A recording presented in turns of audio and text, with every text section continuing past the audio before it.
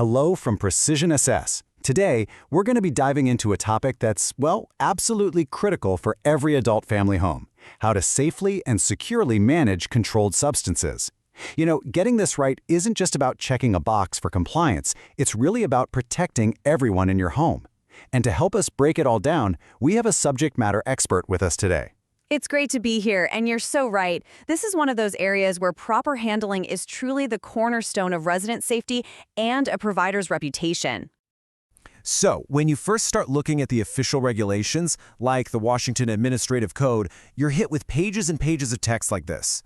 It's dense, it's legal, and honestly, it can feel pretty intimidating. Oh, it definitely can be. And look, while every word in there is important, it's just not practical to think you're going to memorize every single line. The real key is to understand which parts of the code represent the highest risk, and then build your day-to-day procedures around those areas to be absolutely ironclad. That's a great point. So, with all these rules staring you in the face, how does a homeowner or a caregiver actually figure out what to focus on? Where do you even start? You start where the potential for things to go wrong is the highest. That means focusing on the areas with the biggest potential for harm and, of course, for liability. And that's exactly why today we're going to zoom in on controlled substances. Okay, so that brings us right to our focus: controlled substances. We're zeroing in on this because, like you said, getting this piece right is what protects the residents, the staff, and the home's license. Exactly. These are powerful medications. They're necessary, of course, but they also carry a high potential for misuse, for simple errors in administration, or even for theft, which in the industry is called diversion. That's why the state is so incredibly strict about how they're handled.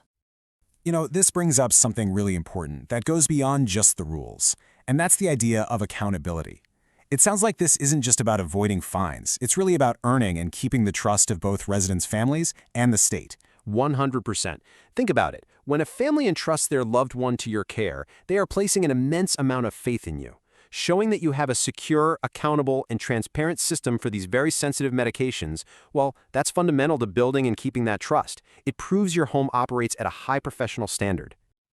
Okay, so let's get into the practical side of things.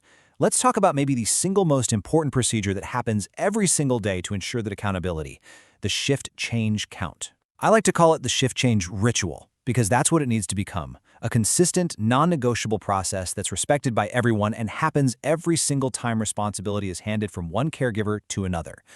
This is the absolute foundation of your accountability system. And it sounds like this ritual all comes down to a really simple but, as you said, non-negotiable concept: the two-person rule, which I've also heard called the dual signature process. Can you explain what that really means in practice? Of course. The two-person rule is exactly what it sounds like. It means the caregiver who is ending their shift and the caregiver who is just beginning their shift have to perform the controlled substance count together. At the same time, in the same place. It's a real-time handoff. It's not okay for one person to just count and leave a note. It's not okay to do the count an hour before your shift ends. It has to happen right there at the moment of transition. So this process creates what's called a chain of custody at every single shift change, and it seems to have 4 really clear steps. Could you walk us through them and why each one is so critical? You bet. So, step 1, counting together, is all about shared responsibility. No single person is left holding the bag. Step 2 is the moment of truth. You match the physical pill count to what's written in the facility's controlled substance log. Does reality match the paperwork? Step 3 is a double check. You look at every single dose that was given out during the last shift and make sure it's documented correctly with the resident's name, the time, and, this is crucial, the caregiver's initials. A missing initial is an error that needs to be corrected on the spot. And finally, step 4, both caregivers sign and date the log. This is the legal confirmation. It's both of you saying, we have verified this count, it is correct, and we are now accepting responsibility. That process seems really straightforward, but what happens if it's not? What happens when you go through those steps and the numbers just don't add up? The pill count doesn't match the log. Right, and that's the moment where your training and your facilities policies are really put to the test. A difference in the count, which we call a discrepancy or a variance, is a serious event, and there is a very clear protocol on what you must do next.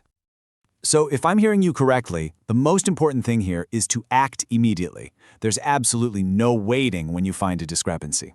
That is the #1 takeaway. Do not wait.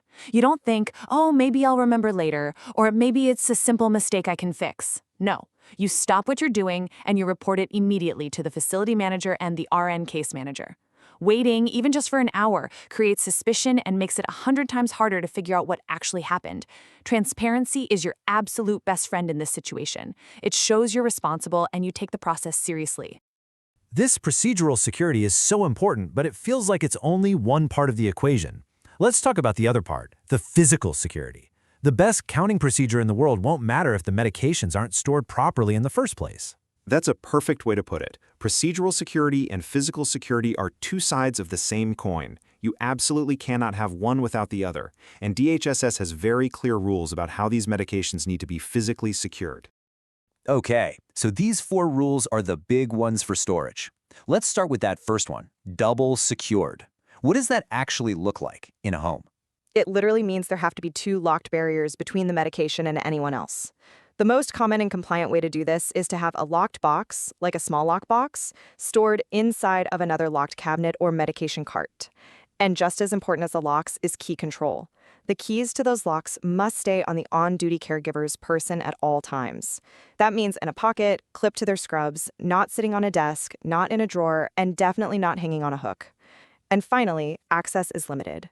Only staff members who are actually trained and authorized to administer medications should have a key.